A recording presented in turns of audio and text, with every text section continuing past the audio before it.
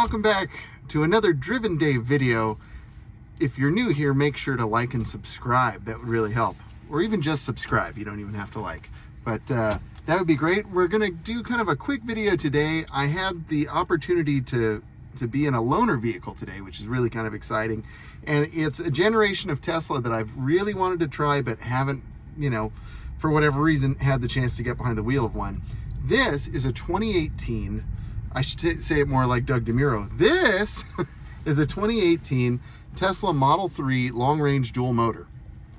It has included with it full self-driving and the acceleration boost. So very excited about that. After some little digging around, I found that this is actually a lemon law buyback, which is kind of funny, but I can't find anything too wrong with it. It does make a little bit of an electric motor noise, but whatever. The purpose of today's video is we're going to talk about 5 main differences between like the first generation Model 3 and the current 2022, 2023 generation of Model 3. And there are a lot of like subtle differences, so I'm going to take you through those. And if you stick around to the very end, I'll probably throw in a couple of bonus differences as well. But the top 5, a lot of them are just kind of appearance based, and some of them are actually functional. Number 1, and I just thought of another bonus one, so I'm gonna include that on my list so I don't forget. But number 1 is going to be the frunk, and the frunk in these earlier Model 3s is going to be slightly wider. It's going to give you a little bit more room. I mean, it's still not going to hold a bunch of stuff. It's basically like you'll have room for a tuna sandwich and some gym clothes and whatever, a rotisserie chicken maybe. I mean, I love the frunk, but let's be honest, it's not going to hold a whole bunch. Number 2, and I'm going to include some B-roll of this, is the front windows. Single pane glass in these cars. In the newer ones, I think 2021 and on, you're going to be looking at dual pane glass, and that's going to reduce the wind noise, which is really kind of helpful. At first I thought I don't really hear any wind noise. These early cars are actually built pretty well. Actually, I am missing that dual pane glass. It's not like a deal breaker, but it is nice.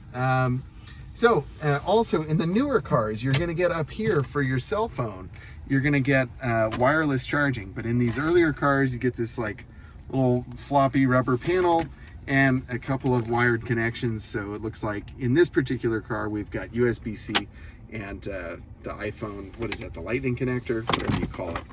And it's a little bit clunky and cumbersome, and it kind of, I don't know. I don't love it, but it works. It's totally fine.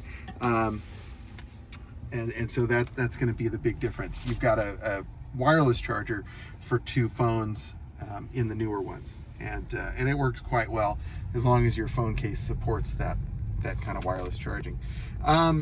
So the other thing, again, appearance based, and sorry, I've got a whole bunch of junk in here, but you've got this piano black here, and this kind of floppy cover. There's a floppy cover for this too. See, works great. And I'm kind of a fan of piano black. I think it looks really nice. And then it gets dusty and fingerprinty, and it's no good. So they got rid of the piano black in the newer cars. You've also got piano black over here on the window switches and also on the door switches. So, again, not a big deal. It's really more about appearance, but that's good to know. If you hate piano black, don't get one of these earlier cars. And then for the 5th difference, you're going to have radar sensors in this car. So as far as I know right now, it's going to be utilizing Tesla Vision, so for the autopilot and the adaptive cruise stuff. So it's going to be using the cameras and the radar. I think at some point I heard that they're going to be phasing out radar altogether. Obviously the newer cars don't come with it. I think they started taking it out in 2022. Some of the 21 cars had radar, and then I think in 22 they got rid of it. This car does have radar, and I gotta say, from the limited time behind the wheel, and I've only done 65 miles in this car, but from what I've noticed, the autopilot does seem to be a little better, if I'm honest. But it still makes the same kind of mistakes that my car makes, just kind of less of them. And I drive a 22, so that'll tell you something. So time for the bonus ones. The other things to note, again, appearance-based, number 6 is going to be the trim on the outside. This has the chrome trim. You can kind of see it on the mirrors here as well. I'm kind of old-fashioned. I'm a fan of chrome trim. I think it looks good, actually. And I think it really, especially this car is black. It's like a gloss black, and I think it really makes the black paint pop. But again, I'm kind of a cranky old man, so if you don't like chrome, then you're not gonna like these older cars. But I kind of dig it. Even like the door handles are chrome, and I think they look really good. Number 7, you're gonna have a slower processor. You're gonna have older cameras, and you can see here, like this one's kind of dark and not real vivid. Sorry, I have to hustle through here, otherwise we're never getting out of here. And this one is a little bit more like crisp, but it's also very grainy. So, not a deal breaker, but something to note that the newer cars do have slightly better cameras. They're not like amazing, but they are better than this. Especially when I'm making a lane change, I really miss the newer cameras. And then for my last difference in these older cars versus the newer Model 3, it's gonna be the power trunk. This doesn't have a power trunk, and it's fine. I miss the power trunk. I think that's a nice feature.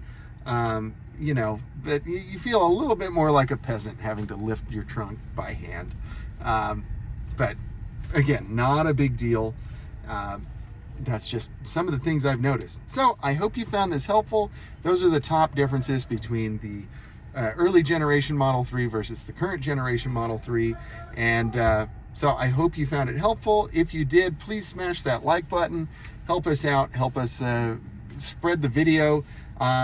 Share it with a friend. If you hated the video, send it to an enemy. That'd be great. Just get the video out there. Hit that subscribe button, most importantly. I'd really appreciate that. So, my friends, until next time, stay driven.